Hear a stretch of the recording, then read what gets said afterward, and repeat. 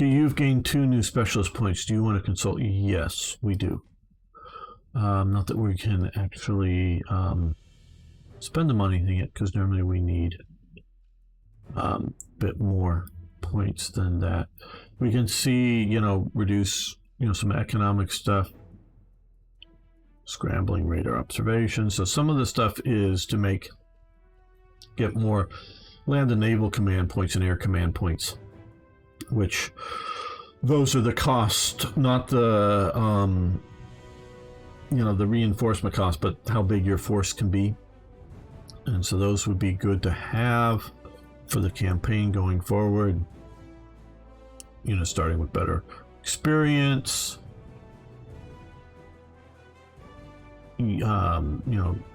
tank schools, more stars, that type of thing, drop tanks for longer range for aircraft. And I guess we're gonna, this isn't going to go past 32. Lend-Lease Act. So not a huge tech tree, if you will, but some things that you can prioritize depending on your play style. We've got 15 minutes. We can at least get the start of this thing. Licenses, too much money goes into that rather than development. And some no. Well, Van Bishop, you're right, it can, but I know Battlestar Galactica Deadlock, I think, is a very good game. I'm a super fan, if you will, of the original Battlestar Galactica. Sort of like the later stuff, but it gets a little too Cylons or too human-y for me in the more modern series. But I like the Deadlock series because they're not really focusing on that. And I think they do very well with Battlestar Galactica Deadlock. So I can see that. And if they keep with... now, I've not read the headline novel, Starship Troopers. I have just seen them. 3 movies. The middle one really sucked. The latter one was okay. The first one was very good. And the 3D animated series is actually rather good as well. If they stick to sort of that stuff, I think they'll be doing all right and could do a good battle, whether it's real-time or turn-based, either way.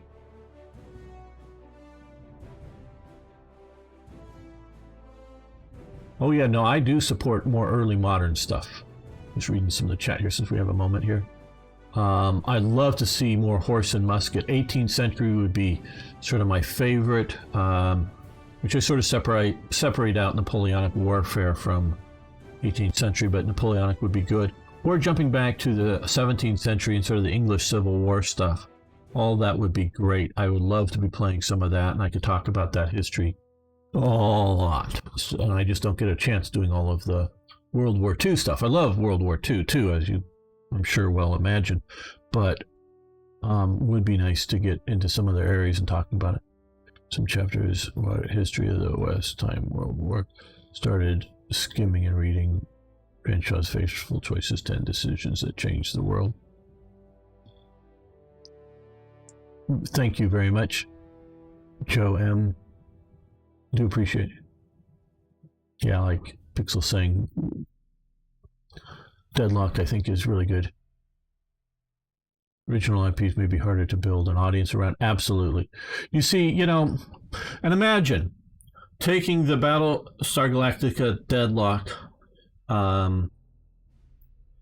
engine, tweaking it to fit sort of classic era, first trilogy type Star Wars action, which very much is not so much space combat, and they even talk about it. It's more naval combat with air combat in space.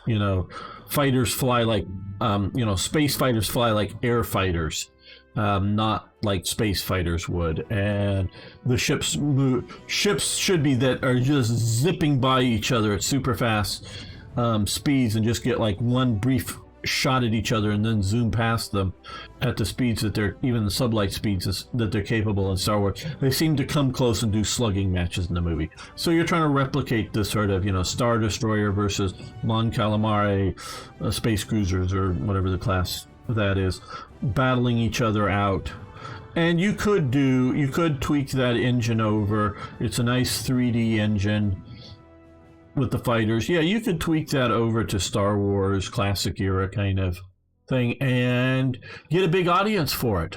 I think that would be great, where you're doing some other IP, even not an original one, which I would love to see stuff in. It now would need to be much faster, though you could sort of speed up the movement range to get it.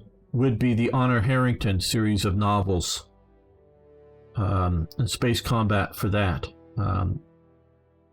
For David Weber's Honor Harrington stuff, that would be a great to do. It would not be slow like Battlestar Galactica. Those are screaming past each other, broadsides from ships. If you've read those novels, which I have, but you could tweak the stuff by it and plan that out. You just sort of reset it and put it in an era.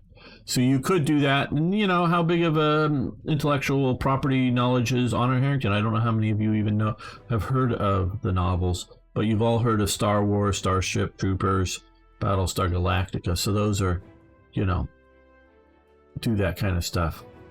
Warhammer's really cool. Yeah. I like Warhammer. I don't love it. I like it. It's good. It's fun. Where history is my passion. Thinking more of the big licenses, Star Wars, Star Trek, out of the endless series of games, probably 2 or more. Yeah.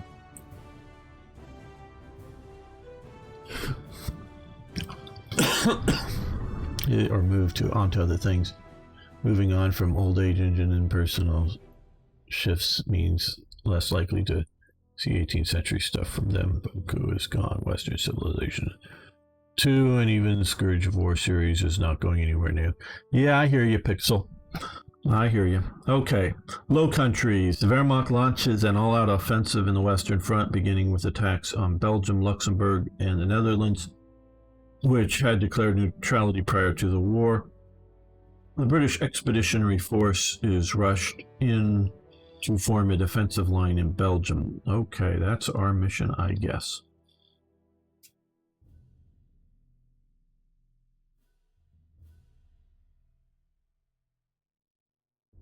I would love, like I say, I would love to see some good 18th century stuff. As you know from my handle, 1745, the Jacobite Risings is a big passion of mine. But you've got so much, the wars of Austrian succession, of Spanish succession going on there, the rise of Frederick the Great. Oh my God, you've got so much stuff going on. More Claude Auchinleck. Come in, sir, we have no time to lose. Germany is violating Belgian neutrality in order to bypass heavily fortified Magdeburg. Yeah, we know, everybody knew that was going to happen. Even the Belgians knew it. Well, the Luftwaffe quickly established their superiority over Low Countries. The Wehrmacht troops are advancing westward to push into France. In order to stop the German offensive, Allied forces are racing to implement the Dial plan to establish forward defenses in Belgium. The BEF, which has been deployed the Franco-Belgian border after the German invasion of Poland, is therefore taking defensive positions along the Dial River. Nothing could go wrong with that.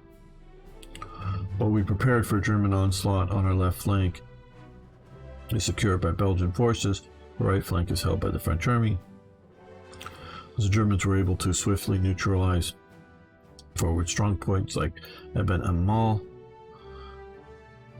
In surprise assaults, we do not have much time to dig in. Belgium can only deploy limited forces, but France was considered the strongest military power in 1939, and in many ways it was. I know you've probably heard some of my talks on some of that, why it didn't work out that way, but in many ways it was. On the continent, and can field large forces with substantial armor and aerial support. The French Air Force is as large as the Luftwaffe. alone, and about as modern as the Luftwaffe. About how these can cope with the new German style of highly mobile warfare remains to be seen, though. We'll see, and they're hitting it. The highly mobile element is that the French army is big and great, but the Germans can bring so much more firepower, if you will, or force, or however you want to say it, at a particular point of contact that overwhelms it. So even though on the flanks and the other major elements, yeah, the French is really big, but the Germans can concentrate that and keep that force moving in a reaction time much faster than the French have any hope of coping with. The British do have a hope, but they don't have an army to match it in size. Coordinate with your allies to defend your sector and halt the German offensive. If the enemy pressure becomes untenable or the Allied resistance on our flanks is breaking down, you are authorized to perform limited fighting withdrawal. However, ensure that the enemy does not take Lille under any circumstances. Now, my understanding strategically, the BEF is under French control, not tactically. They're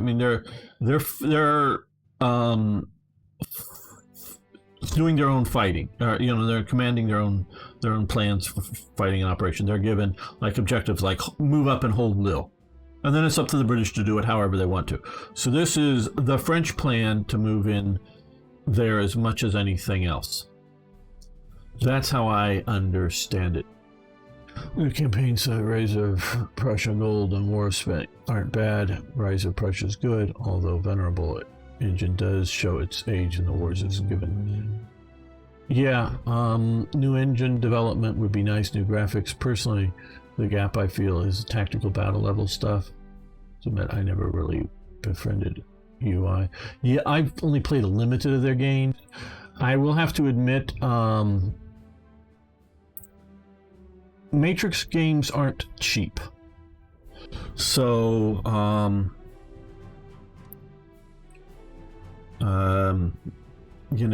it's not easy to just, buy a lot of things, and you're not sure how much time you're going to put into playing them.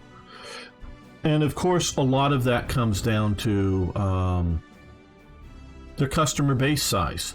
If you have a huge customer base, the development costs can be spread out over many more sales as opposed to just a few sales of games that you got to keep paying for it. So I'm so grateful that it seems that both Slitherine and Matrix, which are more or less the same company, but not entirely, are willing to keep doing things that will be profitable, but aren't chasing the biggest profit, meaning filling the niche games that many of us love.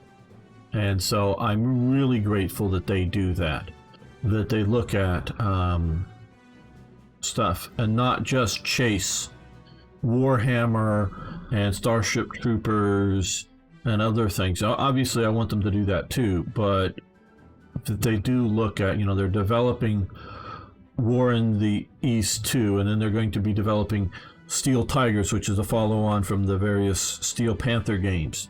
I'm so glad that they're doing those things, and they're keeping them within reason up to date. I mean, you don't need flashy graphics for those games to be a success, in my opinion, but it really, really is nice.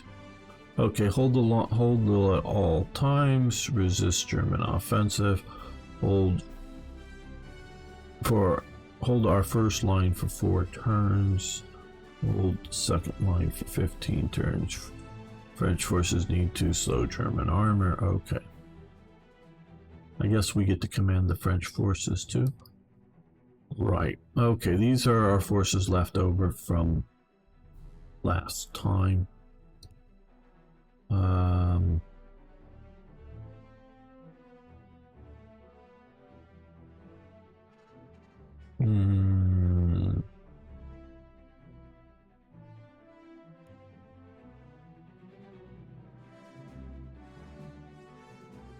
So, no, okay. Let's see if we can change some of this here.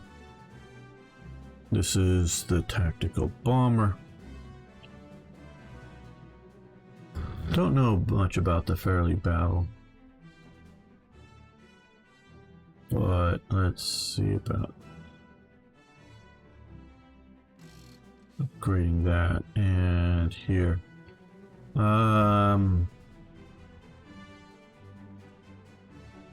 it's so close. I was going to go Hurricane just because that historically they kept the Spitfires back, if I'm not mistaken, back in Britain, and did not send them over to France.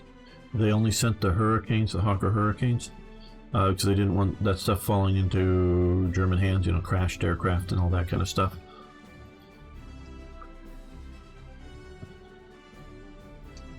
Oh, no, they've announced Steel Tigers. It's not going to be this coming year. I expect it next year. Well, they've announced that they had started working on it, but a combination of COVID and really needing to focus on one game, they did focus down on War in the East 2, which should be out this year. I'm just saying next year should be Steel Tigers. They've not given any date, but that's just more should than...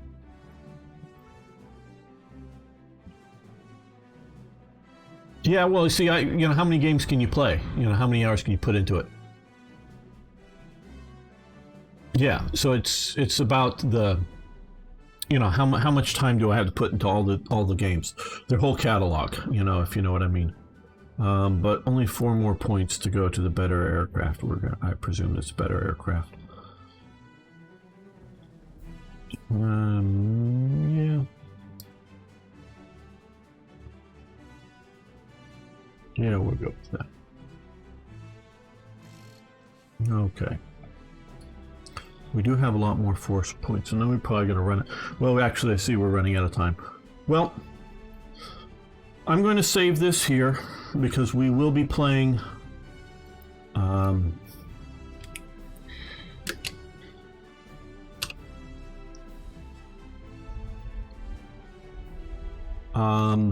next week. I will be back Friday, I believe it is, of next week to continue this preview look at Order of Battle Allies Defiant, so we can talk more about what forces we're going to use and deploy them next week. So I want to thank you all for being here. Really do appreciate it. I truly do believe it's in the pipeline of actively planned. But yeah, and again, I'll say from what they announced, and this is what I know, is that they were starting to work on both War in the East 2 and Steel Tigers. And then it just seemed too big of a project, and COVID, it was sort of hitting, and they just decided we're going to focus on one to do that. And War in the East is coming along, War in the East 2 is coming along well. And once that gets to a stage, not necessarily done, because different, your graphics artists or whatever may not be needed in the later stages, can be switched over to working on Steel Tigers. And that's the next thing once War in the East is done, is planned to be actively worked upon. Planned. Things may change. So thanks everyone. Thanks Pixel. Thanks Joe M and everybody. Ben Bishop. See you next week.